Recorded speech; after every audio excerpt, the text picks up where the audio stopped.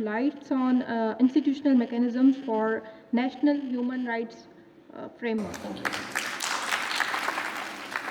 Secretary Human Rights Javed Meher Sahib, DIG Javed Jiskani Sahib, Jalaluddin Meher Sahib, Abdurrahim Sumro, my colleagues, मेरे police के officers, district administration के officers, मेरे commission के team, barrister Ashar, barrister Rida and other colleagues, अस्सलाम वालेकुम, good afternoon, नमस्ते। आज fortunately इस ऑडियंस में मेरे कुछ फैमिली मेम्बर्स भी हैं। They happen to be the officers. My son is here and my daughter in law is here as well. So I hope, but that will be my other engagement. मेरे अच्छे दोस्त हैं। आप मुझे ये बताएं कि जब डिस्ट्रिक्ट की लेवल पे आप as a police officer, as a assistant commissioner, as a ADC, as a inspector हैं, तो आपको प्रैक्टिकली जब आपको social welfare department, women development department, labour department और डिपार्टमेंट्स के लोग आते हैं, तो प्रैक्टिकली आपको जो इश्यूज़ आते हैं, एक हमारा है जब हम किसी भी मुल्क में कानूनी ढांचे की बात करते हैं, and young ASPs are here, I had an opportunity to interact with them in the national police academy as well. तो कोई भी जो कानूनी ढांचा होता है, पहले हमारा होता है आईने पाकिस्तान। That's right, okay. आईने पाकिस्तान में आपको कुछ आइडिया है कि कौन से कॉन्स्टिट्यूशनल प्रोविजंस ह्यूमन राइट्स के प्रोटेक्शन के लिए हैं? Anybody can give an idea? अच्छा, जनरली एनीबॉडी एल्स के कॉन्स्टिट्यूशनल प्रोविजंस जो हैं ह्यूमन राइट्स में, तो एक तो ये था कि फंडामेंटल राइट्स अल्लाह ताला ने by virtue of a human हमें दिए, और वो कोई भी उसको एब्रोगेट या डेरोगेट, एमरजेंसी हो या कॉन्फ्लिक्ट हो या कोई और चीज़ हो, मगर उसकी सब्जेक्ट टू कंडीशंस होती हैं। तो ये फंडामेंटल राइट्स थे, अल्लाह ताला ने हमें दिए, और इसको हम नेचुरल स्कूल ऑफ थॉट में नेचुरल राइट्स कहते हैं, और नेचुरल राइट्स से नेचुरल लॉ को जन्म देते हैं। और उसका मकसद ये होता है कि इंसान की पर्सन को एज अ रेस्पेक्ट, डिग्निटी और रिकग्निशन ऑफ अ पर्सन होनी चाहिए, और ये फंडामेंटल हैं। उनकी फ्रीडम ऑफ स्पीच है, उसकी फ्रीडम ऑफ रिलीजन है, फ्रीडम ऑफ मूवमेंट है, और बहुत से हम उनको इंसानी हुकूक कहते हैं, और ये हमारे आईने पाकिस्तान में हैं। ओके,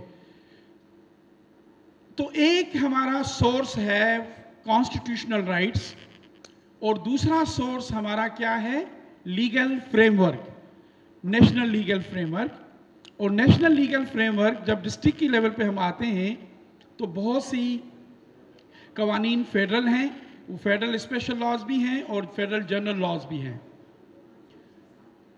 पुलिस ज़्यादातर पाकिस्तान पिनल कोड और क्रिमिनल प्रोसीजर कोड और वो सारे ह्यूमन राइट्स को सेफ गार्ड करते हैं। आपको पता है कि अभी torture and custodial death prevention and punishment act 2022 में आया है। आईने पाकिस्तान में आर्टिकल 14 के सबसेक्शन 2 में ये दिया गया है कि confession under torture is inadmissible, मगर किसी लीगल फ्रेमवर्क में वो कोडिफाइड नहीं था, और ये पहली बार कस्टोडियल टार्चर कोडिफाई हुआ है 2022 में। तो टार्चर गवर्नमेंट के ऑफिसर्स जब भी कस्टडी में करें या उनके साथ जो भी है वो इनएडमिसिबिलिटी होती, तो उसको हमने कोडिफाई किया है। अभी तक फोर्स डिसअपियरेंसेस वो कोडिफाई नहीं हुई है, मगर हैबियस कार्पस की एप्लीकेशन होती है। और हैबियस कार्पस आशर कौन सा सेक्शन है? 491 CRPC की, वो किसकी कॉग्निजेंस जुरिसडिक्शन है? हाई कोर्ट की भी और डिस्ट्रिक्ट एंड सेशन जज को भी वो दी गई है। ये तो पहले ह्यूमन ट्रैफिकिंग कॉग्निजेंस होती थी किसकी, FIA की, उसको हम पैक्टो कहते थे, prevention and control of human trafficking ordinance 2002 का। तो वो एक्सटर्नल ट्रैफिकिंग को डील करता था, मगर अब internal trafficking as well as external trafficking को एड्रेस करने के लिए जो लॉ आया है वो है prevention of persons in trafficking act 2018, और उसमें कॉन्करेंट जुरिसडिक्शन दी गई है कि पुलिस भी इन्वेस्टिगेटिंग एजेंसी बन सकती है और FIA भी। आया साहब मुझे ये बताएं कि कौन सा PPC का पहले प्रोविजन था जो पहले बॉन्डेड लेबर को या ट्रैफिकिंग को एड्रेस करता है। एक है 374 फोर्स लेबर के हवाले से। इशू क्या होता था कि जब भी FIRs बॉन्डेड लेबर के लिए होती हैं, आप PDSPs भी बैठे हैं कुछ, तो नॉर्मली पुलिस FIR में इलीगल कंस्ट्रेंट एंड कन्फाइनमेंट के 339 से 344 तक सेक्शंस लगाती थी। हुआ बॉन्डेड लेबर का इशू, हुआ ट्रैफिकिंग का issue, but as the police was not aware by the new provisions of the law, तो they were applying the other sections, generally PPC के 339 से लेके 344 लगाते थे, और स्पेशल लॉ हम उसमें इन्वोक नहीं करते हैं। भाइयों साहब, आपका एंटी बॉन्डेड लेबर सेल है मीरपुर खास में पुलिस का, तो उसमें ये पहला anti bonded labour cell police ने बनाया मीरपुर खास में, और हमने कोशिश ये पहले की थी कि वहाँ जो सिंध में स्पेशल लॉ है बॉन्डेड लेबर के हवाले से, उस पे पुलिस को ट्रेन किया जाए ताकि स्पेशल प्रोविजंस भी उसमें लगाए जाएं। और आजकल Sindh bonded labours abolition act 2015 है, तो स्पेशली जो डील करता है उसके सेक्शन 11, 12, 13 और PPC के 374। अब इशू क्या है कि जब भी FIR होती है तो उसमें नॉर्मली हमारे सेक्शंस इन्वोक होते हैं 339 से लेकर 344, स्पेशल लॉ इन्वोक नहीं होता है, रिलेवेंट PPC का प्रोविजन नहीं होता है, और अब ह्यूमन ट्रैफिकिंग के प्रोविजन नहीं लगते हैं। वैसे तो आइन का आर्टिकल 11 जो है वो कहता है कि slavery and force labour is non existent. 11(2) में ह्यूमन ट्रैफिकिंग की ममानियत, 11(3) में बच्चे से 14 साल की काम की ममानियत, और स्पेशल लॉ है सिंध में, Sindh bonded labour system abolition act. तो जो ह्यूमन ट्रैफिकिंग की रिपोर्ट आती है US स्टेट डिपार्टमेंट की, या जो GSP प्लस की चीज़ें आती हैं, उसमें हम पे ये एक इशू आता है कि A, police is not applying the proper sections of law, B, we are not properly investigating the cases, C, prosecution is not good, resultantly conviction इसकी कम होती है। बॉन्डेड लेबरर्स मीरपुर खास हो, बदीन हो, टंडो अलायार हो, टंडो मोहम्मद खान हो, बदीन हो, सांगड़ हो, but the issue is कि we are not properly invoking the provisions of law। अच्छा, ये जस्ट मैं आपसे इसलिए शेयर कर रहा था कि प्रैक्टिकली जब मेरा तो 10-15 सालों का तजुर्बा है फील्ड में, तो एज अ ट्रेनिंग भी एज अ प्रैक्टिकली भी आपके साथ शेयर कर रहा हूँ। जी, ये एक नया लॉ आया है, anti rape investigation and trial act 2021। जी बैरिस्टर, आप इस पर थोड़ा बताएं, because that's your area. It was enacted in the background of the Lahore motorway rape case.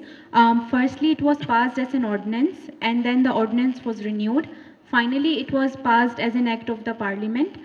इसके साथ एक और एक्ट भी आया था, Criminal Law Amendment Act 2021, which significantly redefined the offence of rape.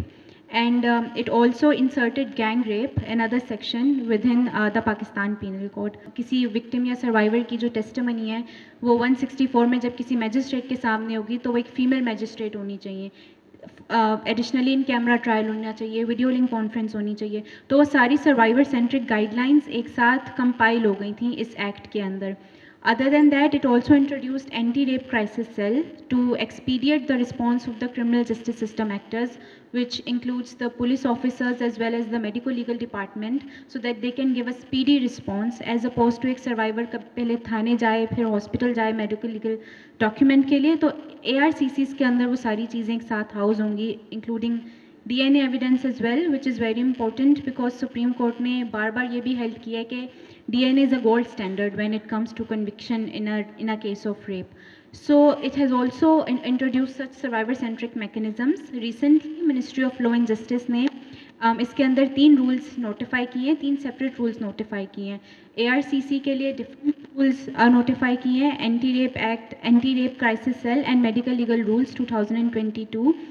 Then regarding the trial, because within the act 4 month का time दिया गया कि एक बार चलान सबमिट हो जाए कोर्ट में, तो within 4 months the trial has to be concluded. Previously it was 3 months, but now it has been changed to 4 months after the introduction of the Anti-Rape Act. So they have introduced trial rules for the prosecutors, which also includes a pre-hearing with the prosecution department regarding the availability of all the relevant department criminal justice system actors like the police officers and the medical legal officer, how they will hold a pre-trial hearing. And then lastly, they've also introduced rules for the police investigation, because the Anti-Rape Act also introduces SSOIUs, who are specialized units for police investigation. अब role बताएं, deputy commissioner की office का role क्या है इसमें, because it's only not the police है, prosecution है, वो तो क्रिमिनल जस्टिस सिस्टम में. We have the district administration. What is the role of office of the deputy commissioner in the ARCC? बताएं. So the ARCC will be headed by the deputy commissioners only, even though they will be housed inside a public hospital, but they will be headed by the deputy commissioners. Deputy commissioner office का role, ये उसकी coordination, उसकी चीज़ें, और सिंध में Kainat Soomro versus government of Sindh का case law भी है, और फेडरल का आपने सलमान अकरम राजा वर्सेस वो भी है, और अली हैदर वर्सेस DPO चकवाल का भी केस लॉ है. तो ये 3-4 केस लॉज हैं. और सिंध में उन्होंने एक होम डिपार्टमेंट ने legal framework for gender based violence और सेक्सुअल, उसका लीगल फ्रेमवर्क भी बनाया है. वो भी डिप्टी कमिश्नर उसको हेड करता है, और SSP डिस्ट्रिक्ट का. ओके, सो मूविंग फॉरवर्ड, तो ये नेशनल लॉज वुमेन के रिलेटेड और जुवेनाइल बच्चों के रिलेटेड, और उसमें भी पुलिस का रोल है, प्रोबेशन ऑफिसर का रोल है, प्रोसिक्यूशन का है, जज का है, और डिप्टी कमिश्नर का जो रोल है वो है जुवेनाइल रिहेबिलिटेशन सेंटर्स जो डिस्ट्रिक्ट की लेवल पे हैं. तो उस जो कोऑर्डिनेशन कमेटी है वो डिप्टी कमिश्नर उसको हेड करता है. सो दिस इज़ दी जो जुवेनाइल जस्टिस कमेटी है, उसमें ये सारी चीज़ें हैं. डेटा कलेक्शन का बड़ा इशू है. डेटा या तो मीडिया लेती है, सोर्स गवर्नमेंट ही है, पुलिस से FIR लेती है और चीज़ें लेती है, मगर डेटा सेंट्रलाइज नहीं होती है. तो this is the data collection का भी इशू हमें आता है. Victim centred units, support units की जो बात की गई, सिंध पुलिस ने एक एफर्ट की है, वो मैं आगे उस पर बताता हूँ. तो these are the national protection centres, जिसमें पुलिस है, लॉ एनफोर्समेंट एजेंसीज हैं, सपोर्ट इंस्टीट्यूशंस हैं. तो मोरलेस उनकी कैपेसिटी बिल्डिंग, उनकी डेटा कलेक्शन, उनकी एडमिनिस्ट्रेटिव जो कैपेबिलिटी है वो नहीं है. और सबसे ज़्यादा जो मिसिंग है ना, वो डिप्टी कमिश्नर की लेवल पे कमेटी, डिप्टी कमिश्नर हेड करता है. उनकी कोऑर्डिनेशन, उनकी फ्रीक्वेंसी, उनकी आपस में बात करना, वो फ्रीक्वेंट नहीं हो रहा है. इस वजह से इन लॉज की इफिकेसी ग्राउंड पे नज़र नहीं आ रही. मिसलन ये मैं फेडरल इंस्टीट्यूशंस बता दिए थे सेक्रेटरी साहब ने. अब सिंध में हम आते हैं कि सिंध में 18वीं तरमीम के बाद बहुत से अच्छे लॉज आए हैं, और एक अच्छा लॉ जो यूनिक है पाकिस्तान में, वो आया है Sindh child marriage restraint act 2013. भाइयों साहब विटनेस है कि हमने मीरपुर खास में उमरकोट में, मिट्टी में, सखर में पुलिस की ट्रेनिंग्स करवाई हैं और उनको हमने उस चाइल्ड मैरिज रेस्ट्रेंट एक्ट के लॉज को बताया है। आपको कोई भाई साहब आप बताएं कि चाइल्ड मैरिज रेस्ट्रेंट एक्ट से कोई फ़र्क पड़ा है मीरपुर खास डिवीजन में? पुरानी मीरपुर का थाने का एक केस था जो कोई आने के लिए तैयार ही नहीं था। वहाँ एक इंसिडेंट हुआ चाइल्ड मैरिज का जो है, तो कोई आने के लिए तैयार नहीं था। 2 दिन के बाद जब हमने जाकर उनको पूछा तो वो कंप्लेंट आया कि हम डर रहे हैं।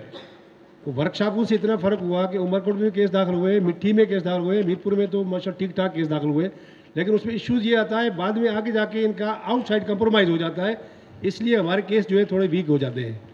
Okay. Child marriage restraint act 1929 का जो कायदे आज़म मोहम्मद अली जिन्ना जब बॉम्बे लेजिस्लेटिव असेंबली का मेंबर था, तो उस वक्त उस पुराने लॉ में ये नॉन कॉग्निजेबल ऑफेंस है, अभी ये कॉग्निजेबल है। तो जुनेद आप बताएं कि ये सोशल वेलफेयर को सब्जेक्ट दिया गया है वुमेन डेवलपमेंट डिपार्टमेंट से, तो चाइल्ड प्रोटेक्शन यूनिट को आप हेड करते हैं, क्या प्रैक्टिकल इश्यूज आ रहे हैं कि चाइल्ड मैरिजेस के इश्यूज को आप जब हैंडल करते हैं ग्राउंड पे? हम लोगों ने अवेयरनेस प्रोग्राम्स किए, लोगों को बताया। उसमें केसेस ये है जैसे मठार साहब ने बताया, वो केसेस इंटीग्रेट तो हो जाते हैं सर, फिर जो है आपस में उनका राजूनी फैसला या वो इस साइड के ऊपर चले जाते हैं। और मैं समझता हूँ हम लोग तो कोशिश करते हैं, बाकी इन जो ये मसाइल हैं, ये जो डिस्ट्रिक्ट मॉनिटरिंग कमेटी है जिले की लेवल पे डिप्टी कमिश्नर हेड करता है, आपको उसका थोड़ा इल्म है कि deputy commissioner is the head of the district monitoring committee on child marriages? Sir इस तरह काफ़ी कमेटीज़ में डिस्ट्रिक्ट डिप्टी कमिश्नर साहबान हेड करते हैं, पर अदर इस टाइम जो इश्यूज़ होते हैं हमारे पास फील्ड के अंदर फ्लड्स के और इस तरह की सिचुएशन में तो नहीं हो सकती सर, वो इतनी हो नहीं पा रही और होनी चाहिए, और लोगों को इसका नहीं है जिसकी वजह से इतनी प्रॉब्लम्स फेस, अगर उसकी होती रहें एज़ पर शेड्यूल SOPs तो उससे सर काफ़ी बेहतरी आएगी कोऑर्डिनेशन में पुलिस डिपार्टमेंट के साथ जुड़ी। अक्सर जैसे जुनाइल के ऊपर हमें अभी सेफ हाउसेस की प्रॉब्लम्स होती है, डिस्ट्रिक्ट एंड सेशन जज साहिबान से मीटिंग्स होती हैं कि कुछ कस्टडीज़ ऐसी होती हैं जिन्हें हमें रखना होता है सेफ हाउसेस में, चाइल्ड मैरिजेस में आ जाती हैं, लेडी को अगर हैंड ओवर नहीं कर रहे पेरेंट्स के, या 376 के केसेस आ जाते हैं, तो अगर वो मीटिंग्स होती रहें कंटिन्यूसली, कोऑर्डिनेशन का प्रोसेस बेहतर बनेगा और उससे अच्छे रिजल्ट्स आएंगे सर। रेहान, आप डिप्टी कमिश्नर मीरपुर खास को रिप्रेजेंट करते हैं, तो आप बताएं कि आपने कोई मीटिंग अटेंड की है डिस्ट्रिक्ट के लेवल पे जो सोशल इश्यूज पे पर्टिकुलरली वुमेन की, ख़वातीन की, लेबर की हो? डिस्ट्रिक्ट में ऐसी कमेटीज़ हैं, लेकिन सोशली जो इन चीज़ों को कैटर करती हैं उस पे अभी तक मैं पार्ट नहीं रहा हूँ, लेकिन एजुकेशन पे होती रहती हैं हमारी, और इमरजेंसी रिस्पांस पे होती रहती हैं। DDMA और PDMA पे हम कमेटीज़ के हिस्सा रहे हैं, लेकिन चाइल्ड रेस्ट्रेंट एक्ट पे अभी तक कोई मैंने एक्सपीरियंस नहीं किया। Very good. अब मेरा रिक्वेस्ट यही है आज के गैदरिंग से कि जुनेद साहब, डिप्टी कमिश्नर साहब कहते हैं कि दुनिया जहान का बर्डन है हम पे, अगर सोशल वेलफेयर ऑफिसर हमारे दफ्तर में नहीं आएगा और ये नहीं करता कि मीटिंग ये ड्यू है 3 महीने से, तो हमें हमारे पास और बहुत से बर्डन है। कभी आफ्टर ऑल प्रायोरिटी की बात है।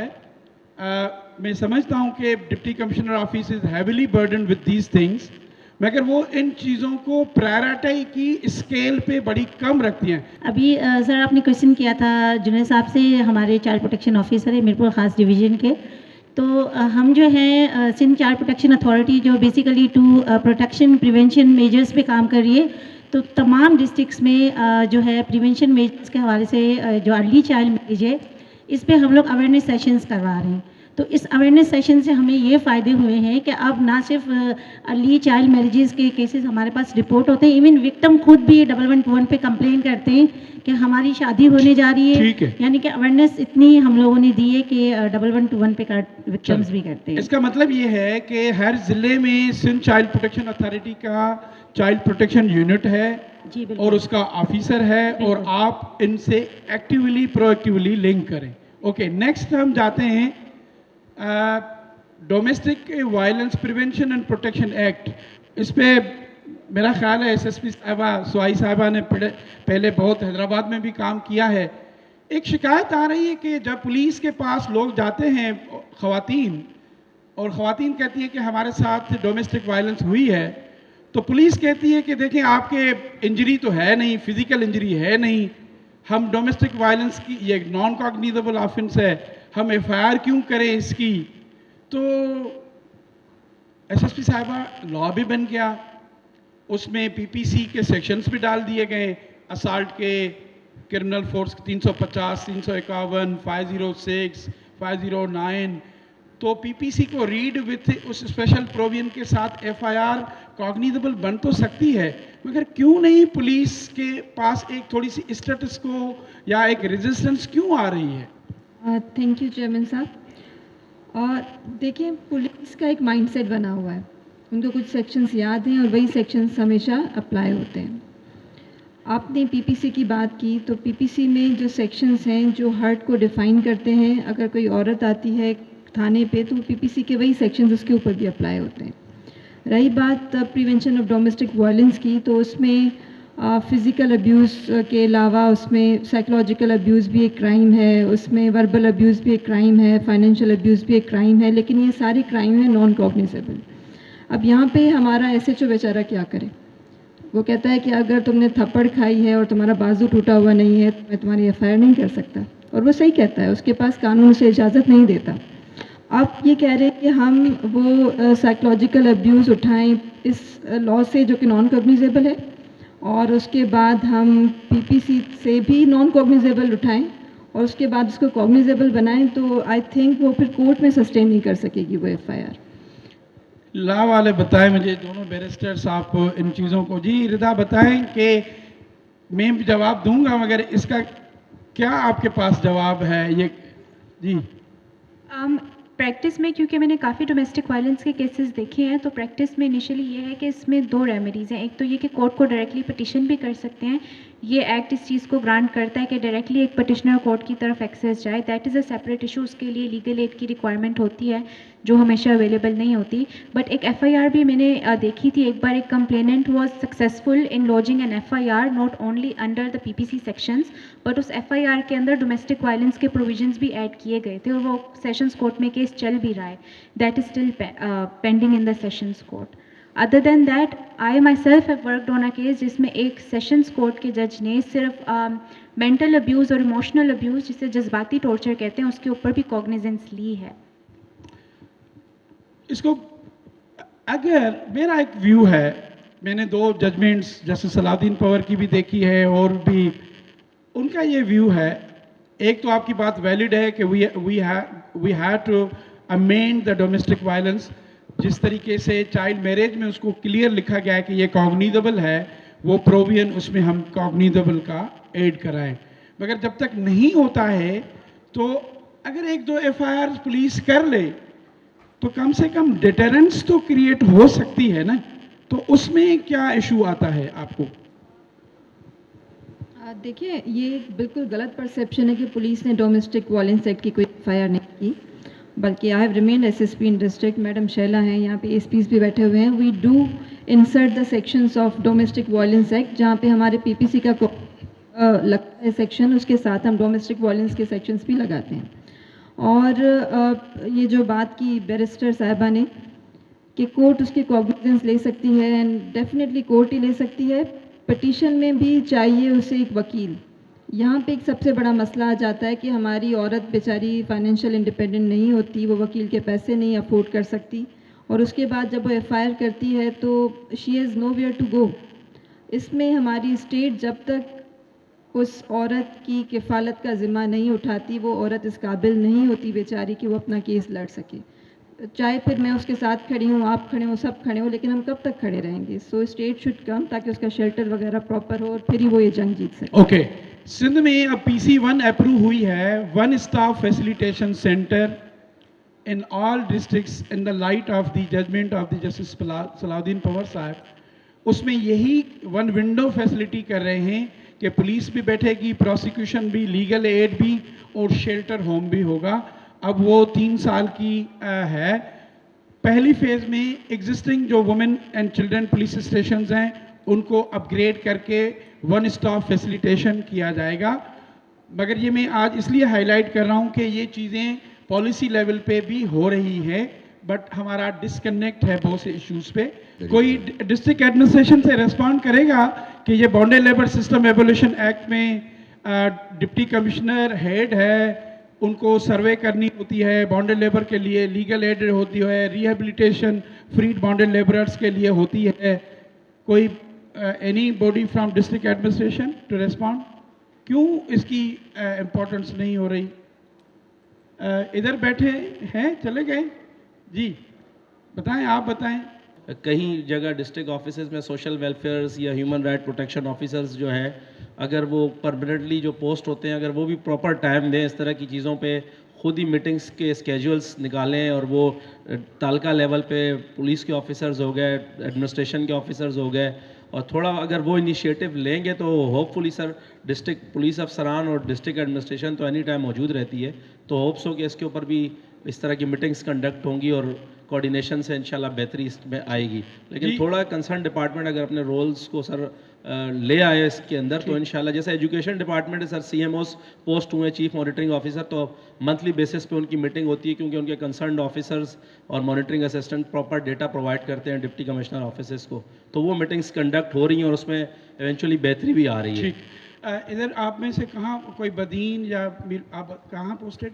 बदीन, हाँ, आप बताएं बॉन्डेड लेबर के केस। सर सिंस मैं तो अभी अंडर ट्रेनिंग में, it's been a month there now, and sir जो मैंने केसेस देखे सर वहाँ पे I have not received any such case sir. Okay, I am coming on 19 Badin, आपके मीटिंग हम करते हैं तो आपको बताते हैं कि सारे केस लॉज और सारी चीज़ें कितने केसेस हैं। ये पब्लिक पॉलिसी का एक डायग्राम है, क्वाड्रेंट है, इसमें 4 क्वाड्रेंट में पब्लिक पॉलिसी में एक क्वाड्रेंट पे पहले बैठा होता है प्लेयर। तो प्लेयर जिले की लेवल पे डिप्टी कमिश्नर प्लेयर है या नहीं है, ये बताएं।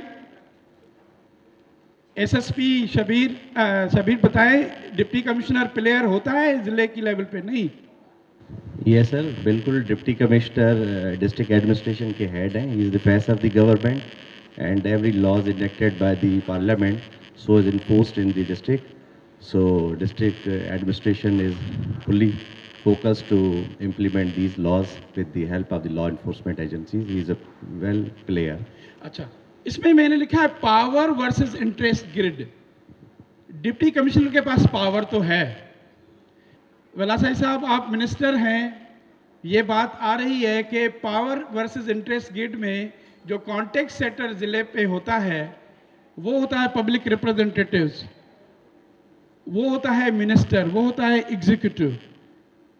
अब ये चीज भी 18वीं तरमीम के बाद एक चीफ सेक्रेटरी की लेवल पे इंटर डिपार्टमेंटल स्टीयरिंग कमेटी की बड़ी ज़रूरत है कि पॉलिटिकल गवर्नमेंट ने लॉज तो बनाए, आपने पॉलिटिकल कमिटमेंट शो की, सब्सटेंस लॉ आ गया, स्ट्रक्चर्स में उसमें आ गए, अब उसकी जो कल्चर है, उसकी इम्प्लीमेंटेशन की जो कल्चर है, उसमें ये कॉन्टेक्स्ट सेटर जो जिले की लेवल पे बैठा है वो इस पे इंटरेस्ट इतना इन इश्यूज पे नहीं ले रहा है। और ये लेबर ऑफिसर जो है रिजोमल, वो कहाँ खड़ा है? सब्जेक्ट में है, क्राउड में है, या प्लेयर में है? जी आप बताएं कि where does the labour officer stand in the district? वो सब्जेक्ट में है या क्राउड में है? आपका कोई इन्फ्लुएंस है जिले पे? कहीं कहीं तो डिवीज़न पे हैं, जैसे कराची है जहाँ इंडस्ट्रियल जोन्स हैं, वहाँ तो हर जोन के अंदर लेबर अफसर भी हैं, असिस्टेंट डायरेक्टर भी हैं, क्योंकि हमारे लेबर अफसर की पोस्टिंग जो है वो इंडस्ट्रियल जोन के हिसाब से होती है। जहाँ इंडस्ट्रियल जोन है वहाँ ज़्यादा लेबर अफसर्स हैं, जहाँ इंडस्ट्रियल जोन नहीं है वहाँ लेबर अफसर नहीं है। मिनिमम वेज को कब इम्प्लीमेंट कराने के लिए आप तो सूबे में बैठे हैं, मिनिमम वेज एक्ट आपके पास है, हेल्थ एंड सेफ्टी आपके पास है, इंस्पेक्शन पावर आपके पास है, उसके लिए लेबर एम्प्लॉयर आप एम्प्लॉयर ट्राइपार्टाइट आप हेड करते हैं, आप मजदूर और उसकी चीज़ों की इश्यूज़ को आप इधर तो प्लेयर बैठे हैं, आपकी वर्कर वेलफेयर बोर्ड है, EOBI है, सोशल सिक्योरिटी है। हमारे पूरी सिंध के अंदर other than Karachi divisions level पे हमारे हेडक्वार्टर्स हैं, वहाँ 19 ग्रेड के अफसरान भी बैठते हैं।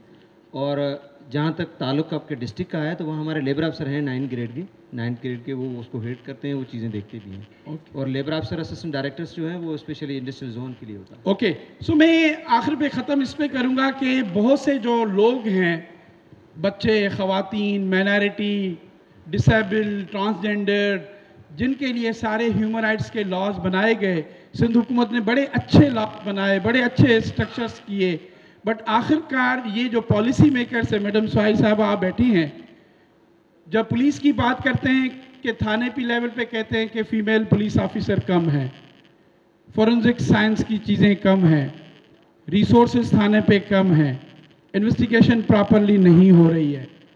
अब एक तो कॉन्टेक्ट सेक्टर है, बजट देने वाले हैं, फाइनेंस डिपार्टमेंट है, अगर आप एनालिसिस करें वॉल्यूम 5 की, सोशल वेलफेयर को, वुमेन डेवलपमेंट को, माइनॉरिटी अफेयर्स को, ह्यूमन राइट्स डिपार्टमेंट को, उसकी एनालिसिस करें, बजट एनालिसिस, जलाल साहब आप भी कल सेक्रेटरी होंगे, तो सोशल सेक्टर की बजट और कोई भी वर्क्स एंड सर्विसेज को, एरिगेशन को और अदर डिपार्टमेंट को देखेंगे तो उसमें कहाँ आते हैं? बिल्कुल। जाहिद साहब आप बताएं। आप पहले जो बात कर रहे थे कि डिस्ट्रिक्ट लेवल पे कमेटी कैसे कामयाब होगी, उस पर 2 कंपोनेंट होते हैं कोई भी कमेटी में, एक चेयरमैन होता है और एक सेक्रेटरी होता है। Now secretary has the responsibility to move the things, DC is preoccupied with so many things. Now it is the pure responsibility of a secretary to move the things. अब आपके पास जो social sector के जो departments हैं, आपके एक तो even mail जो ऑफिसर्स हैं वो भी आपके हर ज़िले में मौजूद नहीं है। Similar situation is true are department, whether it is minority department, labour department. So social sector के डिपार्टमेंट पे ये आपके पास एक शॉर्टफॉल आ रहा है कि वहाँ पे अफसरान मौजूद नहीं है। अब लेबर के सेक्टर में जब आपको इंटरनेशनल कमिटमेंट भी यही है कि आपको फ़ीमेल लेबर ऑफिसर्स भी चाहिए कि जो उनकी आपको फिल करनी है vacancy. Sindh public service commission कुछ सालों से आपको पता था इनएक्टिव रहा था, अभी वसीम साहब आ गए, चीज़ें मूव हो रही हैं, हमने भी मूव किया है, अपने ऑफिसर्स की रिक्विजिशन दी है। तो ये जो प्रॉब्लम है ये सब डिपार्टमेंट्स के साथ है। वुमेन डेवलपमेंट ऑफिसर्स हर ज़िले में मौजूद नहीं है, लेबर ऑफिसर्स हर ज़िले में मौजूद नहीं है, तो ये कैपेसिटी डेफिसिट है ज़िले के लेवल पे। तो आपने जो 6-7 कमेटियाँ जो दिखाई हैं उसकी जो सक्सेस डिपेंड कर रही है कि पहले तो वो पोस्टेड हो एंड प्रॉपरली ट्रेंड हो और उनके पास विल हो। Thank you. So with this thought provoking, और आपको मेरा एंगेज करने का मकसद यही था कि अवाम और वो रिसीवर ग्रुप सब्जेक्ट भी है, क्राउड भी है, और हमें आपकी सपोर्ट के साथ ऑफ कोर्स हम Sindh human rights commission cognizance भी लेती है, फील्ड की विजिट्स भी करती है। अब मैं जेलों की विजिट कर रहा हूँ, दारुल अमान की कर रहा हूँ, चाइल्ड प्रोटेक्शन सेंटर्स की कर रहा हूँ, तो इश्यूज मोर और लेस यही आ रहे हैं। I hope with the leadership of Surinder Balasai साहब जो हमारे ह्यूमन राइट डिपार्टमेंट को देखते हैं, अदर जो लाइक माइंडेड सपोर्ट इंस्टीट्यूशंस हैं, आज आपके साथ इंटरेक्शन करने का मकसद यही था कि Sindh human rights department after 18th amendment इसका कितना इम्पोर्टेंट रोल है। It is not because it's the umbrella body, federal level पे रिपोर्टिंग की इसकी जिम्मेवारी है, इंटरनेशनल की कंप्लायंस बड़ी डिपेंडेंट है, UN सिस्टम हो, FATF हो, GSP प्लस हो, यूरोपियन यूनियन हो, अमेरिका की US टिप रिपोर्ट हो, दे ऑल आर कॉन्टीजेंट के गवर्नमेंट के all stakeholders, whole of society, whole of government approach होनी चाहिए। Alone human right department, alone Sindh human rights commission, alone police, alone district administration can not solve the issues. Thank you.